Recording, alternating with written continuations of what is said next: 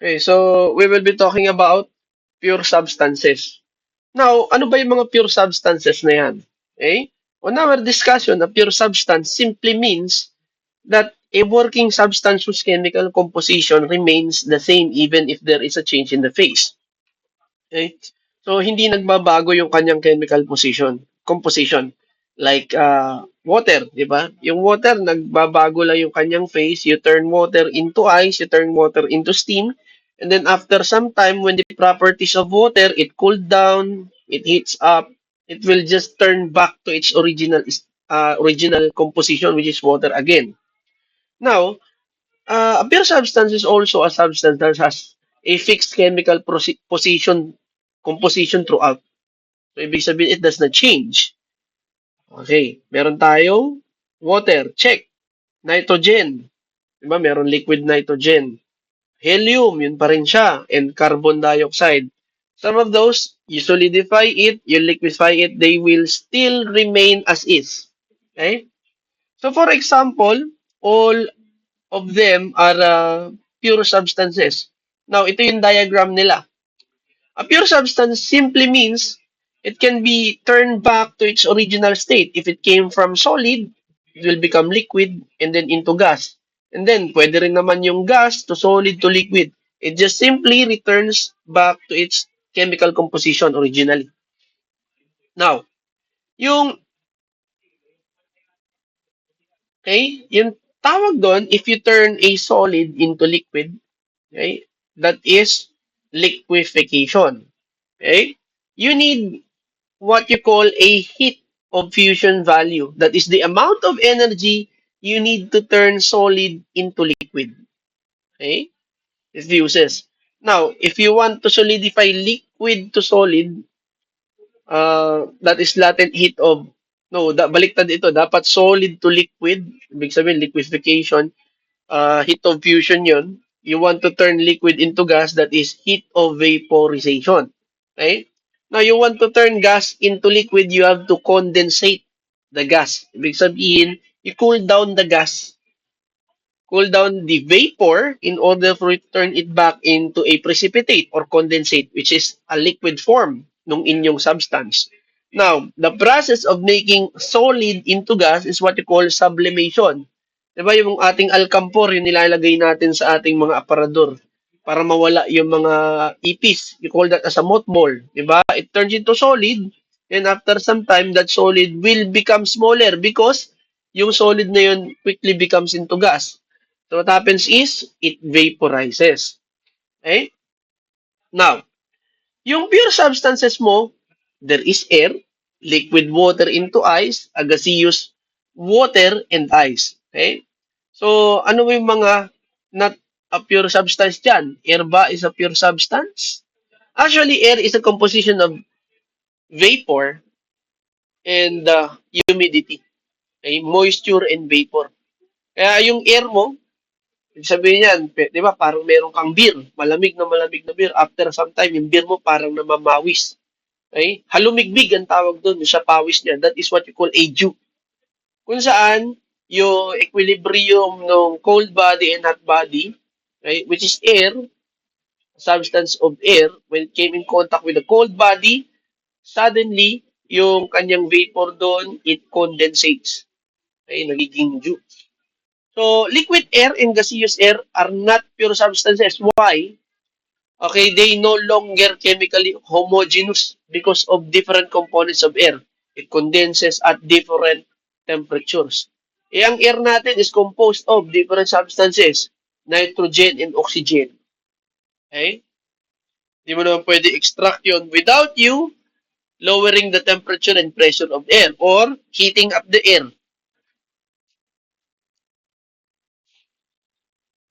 Now, yung actual gases natin, they exhibit molecular collisions. Correct. So, they are inelastic. So, there are certain equations considering the effect of intermolecular forces on the gas that require the use of experimental constants.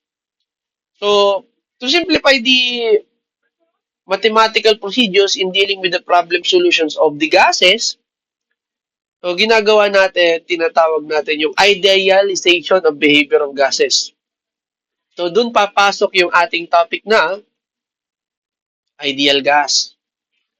So, that is one of the whose density is low and whose molecular composition are far apart. Thus, so there are no intermolecular forces. So, we don't consider that when talking about ideal gases. So, ano may mga dapat nating pag-usapan sa ideal gas? So, yung kanyang thermodynamic properties such as pressure, volume, temperature, and even confined with the laws of thermodynamics, which is number one, law of conservation of energy, conservation of mass. Okay? So, there are certain equations that represent the ideal behavior of gases that are sufficiently accurate on the results. So, what happens there, in many cases, the equations can be used to predict yung behavior of both gases. So, pwede nating malaman at a certain temperature, at a certain volume, what will be the behavior of gas in terms of the temperature. Now, if you are given a mass, temperature, okay, those following will always have a constant value. Depende dun sa inyong gas. Papakita natin din sa inyong gas law. Now, in many cases, it can be uh, put up into an equation where that equation can predict the entire behavior of gases. Okay? But we'll be talking about gases only. So number one, pag-usapan natin yung ginawa ni Boyle's law. Okay? Robert Boyle. So in the year of 1660, during the course of Robert Boyle's experiments, it was noted, sabi niya, if the temperature of a fixed quantity of a gas is held constant during a change of state, the volume varies inversely to the absolute pressure. So you put it up into the equation. That is what you call an isothermal process where you hold up the temperature in constant.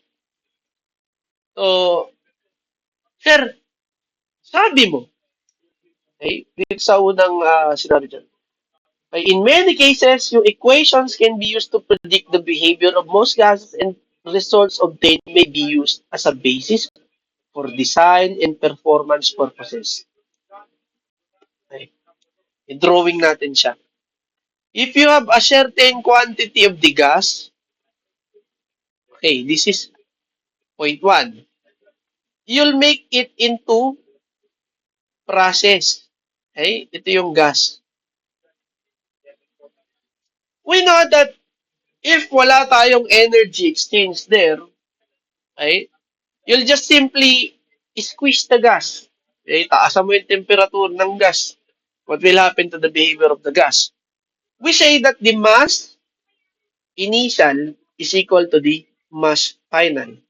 So, ibig sabihin, the mass will always remain constant. Right? So, at point 1, you have pressure 1, volume 1, and temperature 1. You'll have it into point 2, which is magiging pressure 2, volume 2, and temperature 2. Ganun yung behavior niya. Mass will still be constant, although magbabago yung kanyang temperature, pressure, and volume on the final state. Okay? So, sabi by Robert Boyle is that if you will hold the temperature at constant levels, there are a fixed quantity of gas that is held constant during the change of state, where the volume varies inversely with the absolute pressure. Well, that is correct, okay, according to Boyle's law. So, yung pressure and volume mo will remain constant.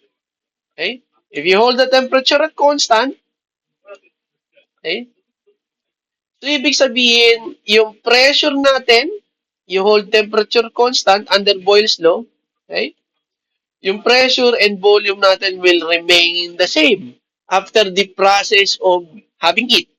So, yung pressure natin at 1 and volume natin at 1, it will just be equal to the pressure at volume and pressure at point 2 and volume 2. So, ibig sabihin, we combine the following, okay, we'll have this equation.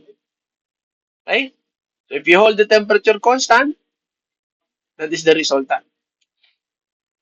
Now, let us go with the Charles law. Sorry, Charles law. Sabi dyan, Jacques Charles, okay, investigated and published a result in experiments which showed the change of state of a fixed quantity of gas. If the pressure is held constant, what will happen? Okay? What will happen? The volume of gas is directly proportional to its absolute temperature. Sabi dyan, sir, okay? Sir, I hold the pressure at constant. Okay? Under kay Charles law. Okay? Pressure is constant. Okay. So the volume and temperature, the ratio of the volume and the temperature will still be constant. Okay? At point 2. Sir, medyo nalilito na ako. Going back here. Sabi dyan that the quantities of gas that is represented in the following equation will be equal to the constant thermodynamic property. Ano kaya yun? So yung pressure, volume, and temperature of the certain substance is equal to a constant quantity. Ano ba hindi nagbabago dito? Sir, hindi po nagbabago sa kanila is the is the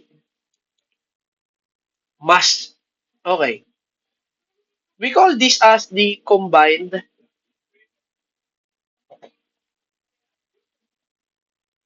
gas law. Okay? Yung combined gas law na yan states that yung pressure and volume is inversely proportional to their temperature. Okay?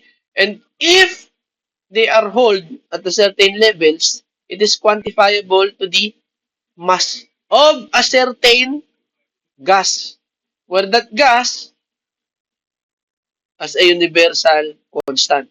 Okay? Yung R na yan is the universal,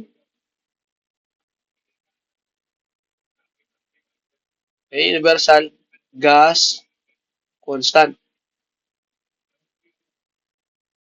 Yan. Universal gas constant. So, PV over T is equal to C. Okay? On this following, so P1 over T1 is equal to P2 V2 over T2. Okay? And the following will be equal to the mass. Will never change. And the product of the universal gas constant of the following gas represented there. Now, okay, getting back, nakuha natin on Charles law, yung equation natin, where the pressure is held at constant. Another one, the temperature is held at constant. So next, how about the equation of state of an ideal gas law? This is, okay, we combine Boyle's law and Charles law in the following, thus giving us this equation. Okay, so P1 V1 over T1 is equal to P2 V2 over T2. At any state of the gas, okay, the pressure, volume, and the temperature will always quantify to the amount of mass of the gas. Okay? So for convenience, it would be easier to express the constant of the basis of a unit of a gas with the constant C. So this is constant C. Now being expressed as the gas constant. Ayan yung R.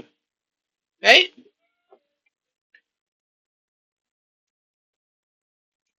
So, this equation may also be expressed in the following alternative forms. Kaya yung ideal gas law natin is what you call the PV-MRT equation. Diba? Anong tawag sa PV? Ano ba yung MRT? Ang MRT is a public vehicle. Para hindi nalilimutan. Diba? MRT, lahat sumasakay. So, it is for public vehicle. Public vehicle is MRT. Okay? So, sir, ang dali palang tandaan ng PBMRT mo. Yes, madaling tandaan yan. Marami tayong madi-distinguish na equation dyan. Look at this. Yung ating ideal gas equation, PB is equal to MRT. Okay? Yung mass pala natin, sir, that could be equal to PB over RT. Pwede pala talaga, sir. Okay? This is the mass equation. Now, sir, meron tayo kailangan ma-distinguish dito. Universal gas constant natin is equal to R bar for the number of moles per molecular weight. Okay? Yan yung ating R dito. Now, sir, if you will also distinguish din, if you will divide the mass by volume, so ibig sabihin natin mass over volume is equal to P R T. Okay? Pressure, universal gas constant, and then our temperature. Di ba we say that the mass divided by the volume or the ratio of your mass per unit volume is what you call the density. Yan. So, marami pala tayong na-form na equation dito, sir. Yes. So, for general gas law, the ideal gas is a working substance which remain in gaseous state during its operating cycle and whose equation of the state is PBMRT, where M is the mass of the gas, M is equal to N times molecular weight. Ano ba yung N? That is the number of moles, okay, times the molecular weight of the gas. Where P is always at absolute pressure, okay? Yung temperature natin is absolute in value, and V as is yung volume of gas. Where R bar, okay, on your equation, di ba sabi ko, ang R natin is equal to R bar over molecular weight. Where your R bar, may value yan, 8.3143 kilojoule per kilomole degree Kelvin. And that is for SI units. How about English units? That is 1545 feet pound per pound mole degree Rankine. Ayan ang mga values niyan. Now, I want to summarize all the thoughts that we have talked about. For Charles' law, ang constant variable mo will be the pressure. Yes. The Boyle's law, the temperature. Sir, paano natin mabilis matatandaan kapag Charles' law? Charles. Si Charles, kaibigan niya ni Pascal. Okay? So that is pressure. Okay? Laking pressure diyan si Charles. Si Boyle, di ba, parang boiling point.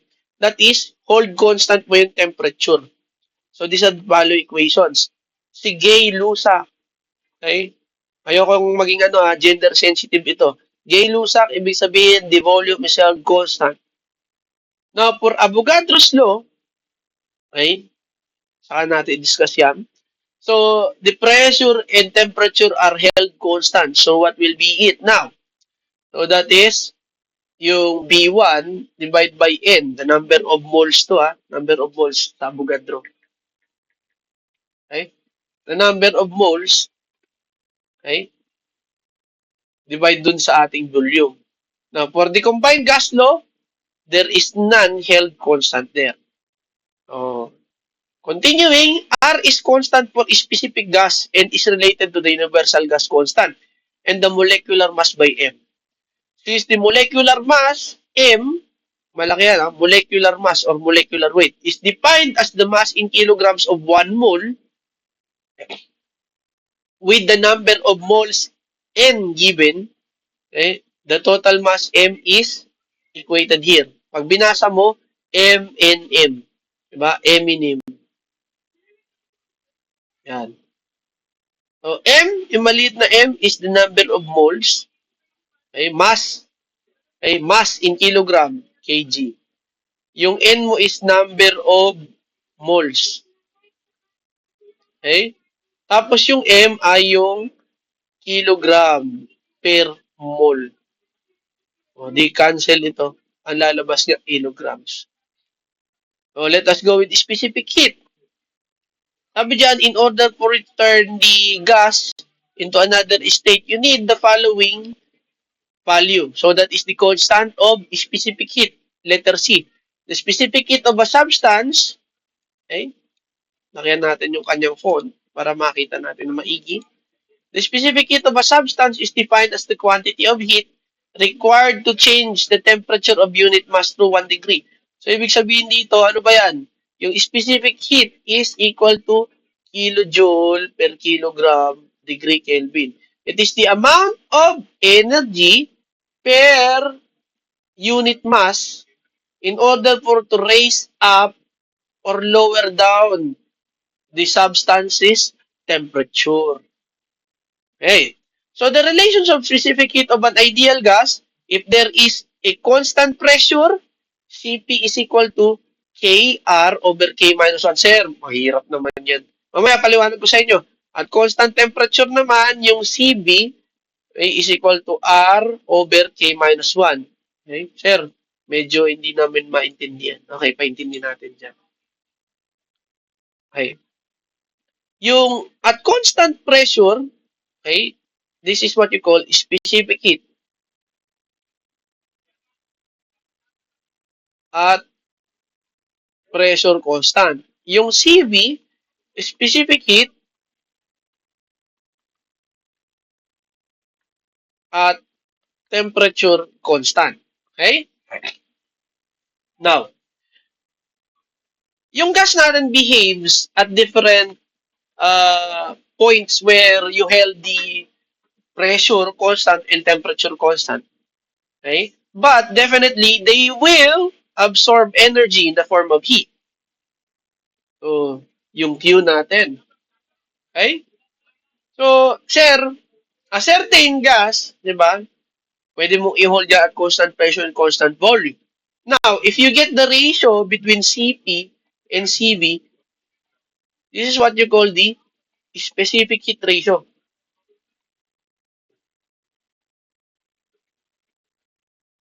Which is K. So, let us derive, ha?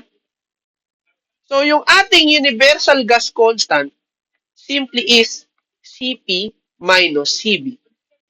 Ang universal gas constant natin is the difference between your Cp and Cv. Okay? Now, yung R na yan, pwede nating palitan dito yung Cp. Okay? Yung Cp can be, i-cross multiply natin, Cp can be K times Cv minus Cv. Okay? So, yung R ko dito, pwedeng i-factor out ko yung Cv. Okay? Cv K minus 1. And dividing both sides by K minus 1, yung Cv natin is equal to, R over K minus 1. So, ma-derive na natin yung formula na yun. Ang sabi dyan, that if the constant is temperature on the process, then your Cv is equal to R over K minus 1. Okay, basic yan. Now, sir, another one. Kita natin. Okay? Ito naman tayo sa tabi. Now, what if, sir, in terms of Cp naman, yung kukunin natin sa kanya, we can do it. So, papalitan lang natin yung Cv.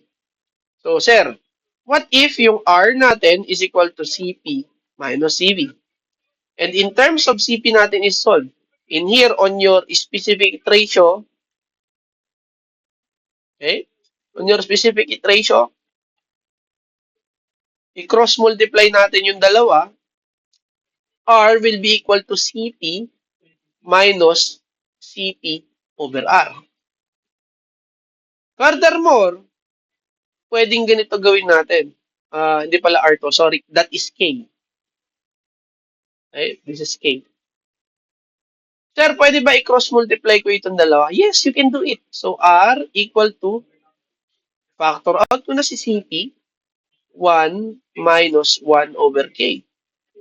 And then R will be equal to cross multiply Cp multiply K minus 1 over K. Okay? And then, in terms of Cp, I want to solve it cross multiplying Cp is equal to Kr over K minus 1. So this is now for the specific heat at constant pressure if the process is called constant pressure process. So, sir, na-derive ko na naman yung equation natin. Another one. Okay? So, ganun lang po siya kadali. Now, for the thermodynamic properties, to diniscuss ko nung nakaraang meeting. So, sir, madali lang pala ang ideal gas law. Yes, madali ang ideal gas law if you know what are the certain processes that the gas will undergo. So, ayan yun. The best way for us to understand it is to solve problems about ideal gas. So, let us take a 5-minute break and let's get back in a while.